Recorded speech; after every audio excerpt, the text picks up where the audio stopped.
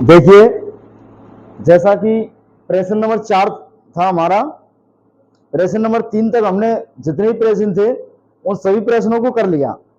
अब ये जो चलेगा हमारा अगला प्रश्न नंबर 4 चलेगा। वो क्या है कि हम जो वीडियो है वो हमारे लंबे नहीं बनते हैं, तो अपलोड करने में दिक्कत आती है। जो भी हमारे वीडियो आधे घंटे, पौने घंटे, 20 मिनट, 25 मिनट के इस टाइप के बनते हैं, तो अपलोड करने में क्या है कि दिक्कत आती है। इसलिए हमारे जो 3 प्रश्न थे उन 3 प्रश्नों को हमने कर लिया, कंप्लीट कर लिया, अच्छे से समझ लिया। इसके बाद हम अगले प्रश्न नंबर 4 को देखेंगे। प्रश्न नंबर 4 क्या कहता है कि निम्नलिखित में बतलाइए कि ए बराबर बी है अथवा नहीं। हमको केवल इसमें यह बताना है कि ए और बी बराबर है कि नहीं है, समुच्चय ए जो है समुच्चय बी के बराबर है या नहीं है। ये हमारा प्रश्न नंबर 4 का पहला लिख रहा है और ये दूसरा लिख रहा है। हमको केवल इसमें यह बताना है कि ए और बी दोनों आपस में बराबर हैं अथवा नहीं है। तो हम देखेंगे इसमें देखिए कि ए के जो एलिमेंट दे रखे हैं, एलिमेंट कौन से दे रखे हैं, ए, बी, सी और डी। इसी प्रकार जो बी के जो एलिमेंट दे रखे हैं वो दे रखे हैं डी, सी, बी और ए।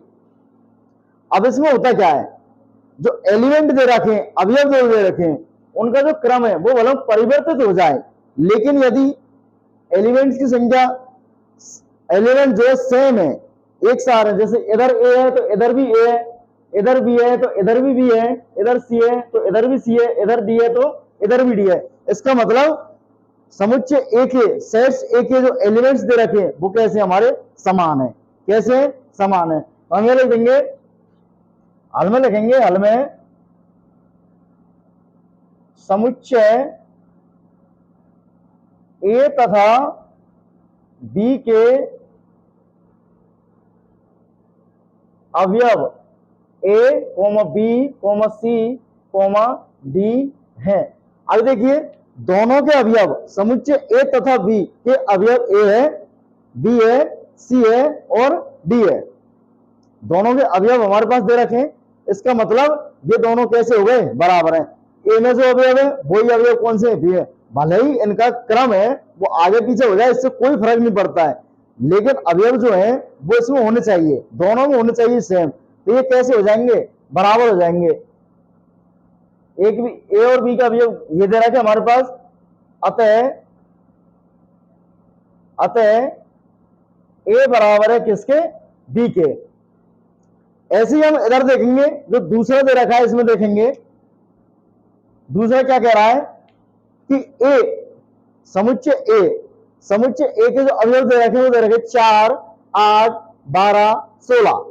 अब हमको ये चेक करना है कि समुच्चय ए के जो अवयव है वो समुच्चय बी में है या नहीं है। तो देखिए 4 है, 4 समुच्चय बी में है, 8 समुच्चय बी में है, 12 इसमें नहीं है, 16 है। 12 इधर कितना हो गया, 18 हो गया। अब हमको इसमें ये सोचना है कि हम इसमें देखें, तो देखिए ये जो 12 है समुच्चय ए में तो है लेकिन समुच्चय बी में नहीं है। समुच्चय ए में तो दे रखा है लेकिन समुच्चय बी में नहीं दे रखा है। तो हम लिख देंगे, हल में लिखेंगे, इसके में हल में समुच्चय ए में 12 है परंतु समुच्चय बी में नहीं है, समुच्चय बी में नहीं है। अतः ए नॉट इक्वल टू बी, समुच्चय ए बी के बराबर नहीं है।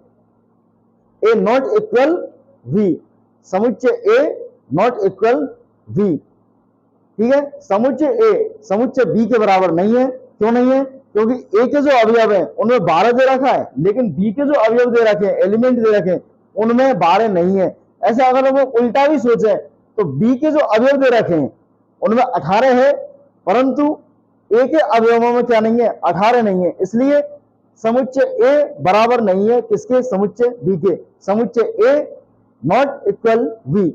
इसी प्रकार हम अगले प्रश्न को देखेंगे, तो ये दे रखा है ए बराबर 2, 4, 6, 8, 10। आगे दे रखा है B equal to X such that X सम धन पूर्णांक है और एक्स लेस देन इक्वल 10। ये हमारा सेट बिल्डर फॉर्म में दे रखा है, इसको हम रोस्टर रूप में परिवर्तित करेंगे।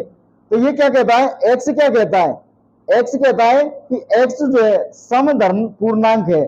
सम है, कैसा है, सम है। एक्स क्या है, सम धन पूर्णांक, और वो भी कैसा है, 10 से छोटा है। तो हम इसको ऐसे भी लिख सकते हैं रोस्टर रूप में कि एक्स का जो मान है वो कैसी संख्या है, सम संख्या है। और सम संख्या कौन कौन सी होती है देखेंगे, 2, 4, 6, 8, 10, 12। लेकिन आगे कंडीशन क्या दे रखी है, हमको जो एक्स का मान है 10 के बराबर और 10 से कैसा लेना है, छोटा लेना है। तो हमको 12 नहीं लेना है। क्या नहीं लेना है, 12। एक्स का जो मान है वो 10 से छोटा लेना है और 10 भी लेना है, क्योंकि बराबर का इक्वल का चिन्ह लग रहा है ये, ठीक है। तो इसके जो एलिमेंट्स हो जाएंगे वो कितने हो जाएंगे, 2, 4, 6, 8, 10 हो गए। ये सेट बिल्डर फॉर्म से हमने रोस्टर रूप में इसको चेंज कर लिया। अब क्या देखिए, ए के जो अवयव हैं, ए के अवयव और बी के अवयवों को यदि हम तुलना करें तो ए में देखिए, ए में समुच्चय ए में 2 है और समुच्चय बी में 2 है। समुच्चय ए में 4 है, समुच्चय बी में 4 है। समुच्चय ए में 6 है, 6 इसमें भी है। ए में 8 है, 8 इसमें भी है। ए में 10 है तो 10 इसमें भी है। तो इससे हमको क्या पता चलता है कि समुच्चय एक और तथा बी के जो अवयव है वो कौन कौन से, उनको लिख लेंगे। तो इसका हल हो जाएगा हमारे पास, हल हो जाएगा समुच्चय ए और बी दोनों के अवयव 2, 4, 6, 8 तथा 10 हैं। दोनों के अवयव क्या है हमारे पास, वही संख्या है, सम अभाज्य संख्या, जो कि 10 से कैसी है, छोटी है। अतः ए बराबर है किसके, बी के। तो यहां समुच्चय ए किसके बराबर हो जाएगा, समुच्चय बी के। ऐसे ही हमारा ये ए दे रखा है, एक्स सच दैट एक्स संख्या 10 का एक गुणज है। 10 का क्या दे रखा है, ये गुणज दे रखा है। तो देखिए ये जो सेट बिल्डर फॉर्म में दे रखा है इसको हम रोस्टर रूप में चेंज करेंगे। कैसे करेंगे, एक्स संख्या 10 का एक गुणज है तो ए इक्वल टू लिखेंगे। तो 10 का गुणज कौन कौन सी संख्या होती है, जय का मतलब होता है जैसे के जैसे ही। तो 10 के गुणज होते हैं, मतलब 10 का सीधा सीधा कॉन्सेप्ट है कि 10 का जो पाड़ा होता है ना वही 10 का गुणज है। मतलब उसको गुणा करते जाएंगे हम, 1 से करेंगे 10 को, 2 से करेंगे 10 को, 3 से गुणा करेंगे 10 को। तो जो भी संख्या आएंगी, जैसे 1 से 10 को गुणा करेंगे तो 10 आएगा, 2 से 10 को गुणा करेंगे तो 20 आएगा, 3 से 10 को गुणा करेंगे 30 आएगा। इसका मतलब जो भी 10, 20, 30, 40, 50 जो भी आ रहे हैं ये क्या हो जाएंगे, हमारे सब 10 के गुणज हो जाएंगे। तो हम यहां लिखेंगे ये 10 के गुणज कौन कौन से हैं, 10, 20, 30, 40 और ये अनंत तक जा रहे हैं। इसी प्रकार यदि हम ए और बी के एलिमेंट्स की यदि तुलना करें तो हम देखेंगे कि हमारे पास 20 आ रहा है, इसमें भी 20 आ रहा है, इसमें 15 आ रहा है, लेकिन इसमें 15 नहीं आ रहा है, कहीं पर भी 15 नहीं आ रहा है। इसका मतलब ए और बी के अवयव जो है वो समान नहीं है, ठीक है। यहां लिख देंगे, इसमें लिखेंगे समुच्चय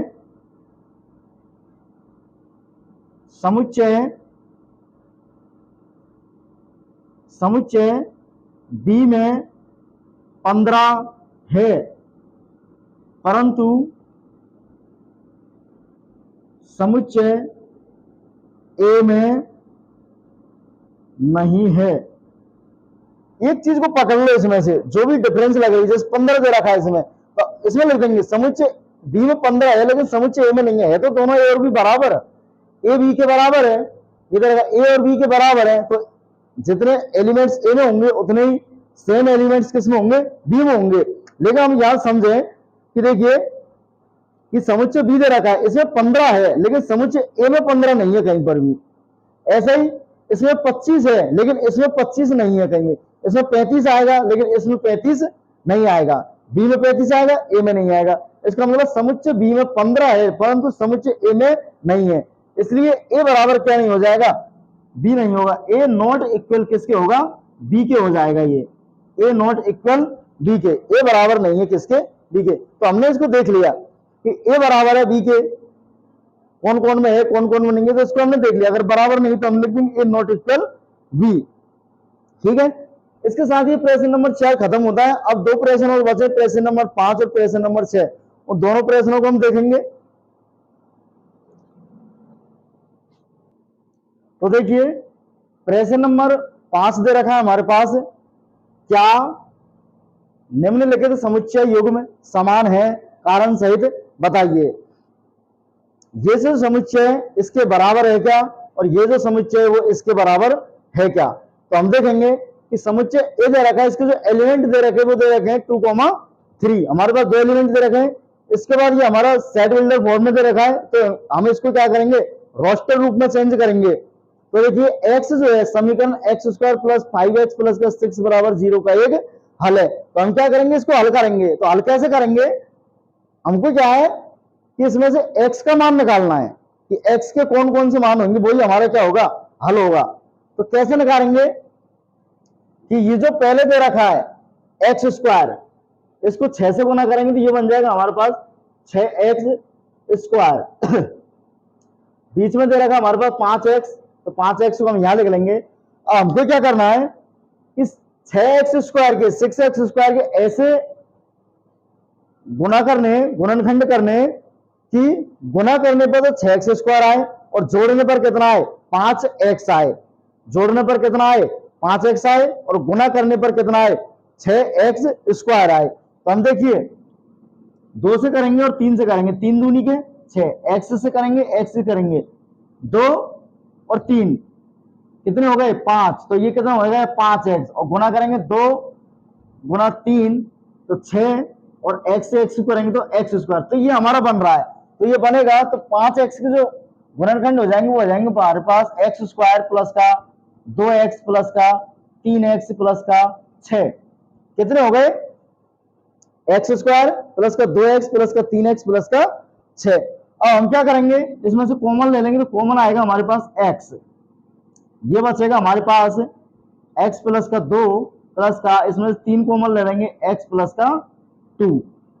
दोनों में से हमारे पास x प्लस का 2 कॉमन आएगा, x प्लस का 2 बचेगा, यहाँ x बचेगा और यहाँ 3 बचेगा। यदि हम इनको अलग अलग करें तो x प्लस का 2 बराबर 0 और x प्लस का 3 बराबर 0। x बराबर आया हमारे पास माइनस का 2 और x बराबर आया माइनस का 3। इसको हमने हल किया, जैसे हमने इसको हल किया तो हमारे पास जो x का जो मान है वो निकल के आया माइनस का 2, और जो एक और x का मान निकल के आया वो आया हमारे पास माइनस का 3। तो x के जो मान आए हमारे पास निकल के वो आए हमारे पास -2, माइनस का 3। तो इसको हम रोस्टर रूप में लिखेंगे b इक्वल टू -2, माइनस का 3। अब बताइए क्या समुच्चय a और समुच्चय b बराबर है, नहीं है। समुच्चय a के अवयव समुच्चय b के अवयव से कैसे भिन्न है, कैसे भिन्न है, समान नहीं है। यदि समान होते तो हम कह देते a बराबर है किसके, b के। तो समुच्चय a के जो अवयव है समुच्चय b के अवयवों से कैसे भिन्न है, अलग अलग है, डिफरेंस है दोनों। यदि ये यहाँ माइनस के नहीं आते तो हम कह देते कि समुच्चय a बराबर समुच्चय b के। लेकिन हमने इसकी कैलकुलेशन करी, यहाँ इसको निकाला तो x के मान आए थे हमारे पास -2, माइनस का 3। तो हम यह करेंगे समुच्चय a के अवयव, समुच्चय a के हल लिखेंगे इसको, और प्रश्न में हल लिखना है। समुच्चय a के अवयव समुच्चय b से भिन्न है। भिन्न का मतलब वो वाली भिन्न नहीं, अंश बटे हर वाली। भिन्न का मतलब होता है अलग है। इसमें यहाँ भिन्न का मतलब क्या समझना है कि समुच्चय a के जो अवयव है वो समुच्चय b के अवयव से भिन्न है, अलग अलग है, मैच नहीं खा रहे हैं, बिल्कुल ही दोनों अलग अलग हैं, मैच नहीं खा रहे हैं। इसका मतलब ये कैसा है, समुच्चय a बराबर नहीं है किसके, समुच्चय b के। तो हम यहाँ वही लाइन लिख देंगे। इसलिए समुच्चय a बराबर नहीं है किसके, समुच्चय b के। तो हमने ये चीज लिख ली यहाँ पर कि समुच्चय a के अवयव समुच्चय b से कैसे भिन्न है, इसलिए समुच्चय a बराबर नहीं है किसके, समुच्चय b को। इसको ऐसे भी लिख सकते हैं कि समुच्चय ए के अवयव समुच्चय बी के अवयवों के समान नहीं है। कैसे नहीं है? समान नहीं है। समान नहीं तो कैसे? भिन्न है, वो डिफरेंस है। डिफरेंस दे रखे हैं, इधर माइनस के आ रहे हैं, इधर प्लस के आ रहे हैं, इसका मतलब ये कैसे अलग अलग है। ऐसे अगला प्रश्न दे रखा है कि एक्स सच दैट एक्स शब्द फॉलो का एक अक्षर है। ये हमारा सेट बिल्डर फॉर्म में दे रखा है, तो हम समुच्चय ए को रोस्टर रूप में लिखेंगे। तो हल कैसे करेंगे इसका? समुच्चय दे रखा है, सेट से दे रखा है, ए को हम लिखेंगे रोस्टर रूप में। तो रोस्टर रूप में कैसे लिखते हैं कि एक बार में केवल एक ही अक्षर लिखना है हमको। एक बार में क्या लिखना है? केवल एक ही अक्षर लिखना है। जैसे हमने पहले जो प्रश्न किए थे बहुत सारे, उनमें यही था कि केवल एक वर्ड को लेना है, इसमें से केवल एक ही अक्षर को लेना है। दोबारा अगर वही अक्षर आ रहा है, वही वर्ड आ रहा है, तो हम उसको रिपीट नहीं करेंगे, एक ही बार लेना है केवल। जैसे एफ, तो हमने एफ ले लिया, इसके बाद ओ ले लिया, एल दो आ रहे हैं तो एक एल को ले लेंगे, ओ हमने ले लिया पहले ही, डब्ल्यू को ले लेंगे, ले लिए। इसको हमने कौन से रूप में चेंज कर लिया? सेट बिल्डर फॉर्म से कौन से कर लिया? रोस्टर रूप में इसको चेंज कर लिया। अब समुच्चय बी जो दे रखा है, बी को हम चेंज करेंगे। तो देखो बाई क्या है? शब्द डब्ल्यू, तो डब्ल्यू को रोस्टर रूप में डब्ल्यू लिखेंगे, ओ लिखेंगे, एल लिखेंगे और एफ लिखेंगे। इसमें कोई भी ऐसा अक्षर नहीं है जो कि रिपीट हो रहा है, तो ये पहले ही सेट करें, एकदम है ना सेट, बिल्कुल है। अब इसमें कोई भी ऐसा अक्षर नहीं है जो रिपीट हो रहा है। अब हम क्या करेंगे? अब हम इसमें ये देखेंगे कि समुच्चय ए के जो अवयव है समुच्चय बी के अवयव समान है क्या। तो मैं थोड़ा इसको साइड में लिख रहा हूं कि समुच्चय बी हमारा बनेगा WOLF। अब इसमें देखिए समुच्चय ए में एफ है, तो समुच्चय बी में भी एफ है। समुच्चय ए में जो अवयव है ओ है, तो इसमें भी ओ है, इसमें एल है तो इसमें भी एल है, इसमें डब्ल्यू है तो इसमें भी डब्ल्यू है। तो समुच्चय ए और समुच्चय बी दोनों के जो अवयव है, एलिमेंट है, वो दे रखे हैं हमारे पास। समुच्चय ए और बी दोनों के अवयव, दोनों के जो एलिमेंट्स दे रखे हैं वो दे रखे हैं हमारे पास WOLF। कितने? WOLF हैं, है कि नहीं है? दोनों के अवयव सेम है हमारे पास, WOLF ये सेम दे रखे हैं। इसलिए समुच्चय ए बराबर रह जाएगा किसके? समुच्चय बी के। इसलिए जो समुच्चय ए दे रखा है हमारा, वो समुच्चय किसके बराबर है? समुच्चय बी के बराबर हो जाएगा। ठीक है, इसके साथ ही हमने प्रश्न नंबर 5 को बहुत अच्छे से समझा है। यदि कोई चीज समझ में नहीं आती तो आप हमें कमेंट बॉक्स में लिखें, और आप हमारी क्लासों को कहां से देख रहे हैं ये भी बताएं। यदि देख रहे हैं तभी तो पता चलेगा कौन कौन देख रहा है, कौन कौन नहीं देख रहा है। तो अपने कमेंट बॉक्स में यस लिखें, जिससे हमें ये पता चले कि जो क्लास है वो कौन कौन देख रहे हैं, कहां से देख रहे हैं, अपना जगह भी लिखें, जिससे हमको पता चलेगा कि आप लोग हमारी क्लासों को कंटिन्यूस देखते हैं। इसके अलावा हमारी क्लास है वो रोजाना ही चलती हैं, आपको पता ही है, रात को 9 बजे चलती हैं ये। अगर किसी प्रकार की कोई दिक्कत आई तो कमेंट बॉक्स में लिखें, जिससे पता चले, समस्या का समाधान किया जाए। अगला प्रश्न नंबर 6 को देखेंगे हम। अब देखिए प्रश्न नंबर जो 6 है, प्रश्न नंबर 6 दे रखा है, बहुत ही आसान प्रश्न है। मैं जहां तक मान रहा हूं पूरी पृथ्वी पर सबसे आसान प्रश्न की यदि बात करें तो ये प्रश्न नंबर 6, क्योंकि इससे ज्यादा सीधा और सरल प्रश्न कोई नहीं है। क्योंकि इसमें केवल हमको ये बताना है कि कौन कौन मैच खा रहा है, मतलब नीचे दिए हुए समुच्चयों में से समान समुच्चयों का चयन कीजिए। जो समुच्चय दे रखे हैं उनमें से हमको समान समुच्चय निकालने। समान का मतलब है जैसे ए है, ए के अवयव ये दे रखे हैं, तो ए के अवयवों को हमने सब में से ये चेक करना है कि ए के अवयव कौन कौन से मैच खा रहे हैं, वही हमारा ए के बराबर हो जाएगा, ए के समान हो जाएगा। जैसे 2 की यदि बात करें तो 2 इसमें भी है, 2 बी में भी है, 4 है, 4 इसमें भी है, 8 है तो इसमें 8 नहीं है, तो ये जो ए है ये बी से मैच नहीं खाएगा। ठीक है बात। अगला सी से चेक करा के देखते हैं, तो इसमें 2 है लेकिन इसमें 2 नहीं है, इससे भी मैच नहीं खाएगा। यदि हम डी की बात करें तो इसमें 2 है तो इसमें भी 2 है, इसमें 4 है, इसमें भी 4 है, इसमें 8 है तो इसमें 8 नहीं है। इसका मतलब ये ए जो है वो डी से मैच नहीं खा रहा है। आगे देखिए, इससे तो वैसे ही मैच नहीं खाएगा, इससे नहीं खाएगा, इससे नहीं खाएगा, इससे नहीं खाएगा, तो ए का तो किस्सा खत्म, ए तो गया काम से, ए तो गयो काम से, ए के बारे में कुछ नहीं कहना, ये तो गयो काम से। आगे हम देखेंगे बी को चेक करेंगे, तो बी में देखिए ए को तो अब भूल जाओ, बाकी ये बी का फोकस इन पे करना है।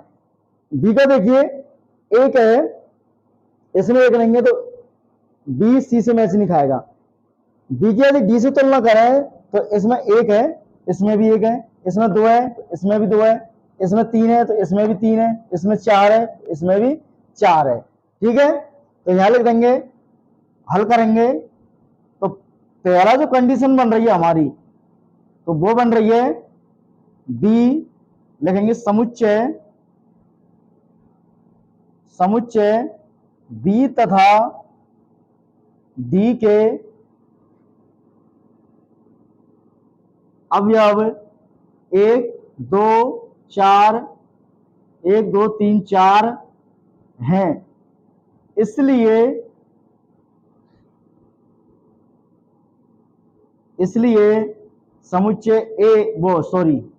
समुच्चय बी बराबर है किसके, समुच्चय डी के। समुच्चय बी किसके बराबर है, समुच्चय डी के। आगे यदि और कोई कंडीशन बनती है तो हम उसको देखेंगे। अब हमने बी को चेक कर लिया, बी और डी से मैच खा गया। अब सी की यदि बात करें, सी किससे मैच खाएगा, तो सी को हमने पहले ही चेक कर लिया, बी से खा नहीं रहा है, ए से खा नहीं रहा है, इनसे तो वैसे ही नहीं खाएगा। ये तो वैसे ही छोटे मोटे लग रहे हैं इनके सामने, ये बड़े धुरंधर है तो ये छोटे धुरंधर हो गए। तो छोटे धुरंधर को चेक करें तो ई दे रखा हमारे पास -1,1, तो ऐसी कंडीशन में हम देखेंगे ई, इसमें माइनस का कोई रोल ही नहीं है। इसमें यदि बात करें तो इसमें 1 दे रखा और -1 दे रखा, सीधा सीधा खा गया मैच। हम देखेंगे समुच्चय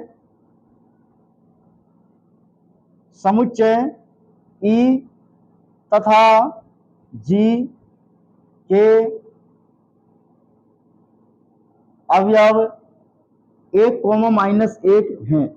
समुच्चय ए और जी, ई और जी दोनों के अवयव कौन से दे रखे हैं हमारे पास, 1 और -1, इधर भी 1 और -1, इसलिए ई बराबर हो जाएगा किसके, जी के। समुच्चय ई किसके बराबर है, जी के। ये हमको प्रश्न में यही दे रखा है, सीधा सीधा कॉन्सेप्ट, कि हमको ये देखना है कौन कौन बराबर हैं, केवल इतना से देखना है कि बराबर कौन कौन से हैं। तो हमने ये देख लिया, बराबर देख लिया हमने, ये लिख लिया बी डी के बराबर है, ई जी के बराबर है।